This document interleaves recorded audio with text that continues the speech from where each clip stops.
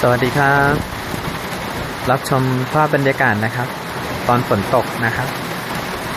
วันนี้ผมมาส่งนมที่ให้กับลูกค้านะครับก็ติดฝนนะครับฝนตกลงมาอย่างหนักมากเลยนะครับไม่มีที่ให้หลบฝนด้วยนะครับนั่งหลบฝนอยู่บนถังนม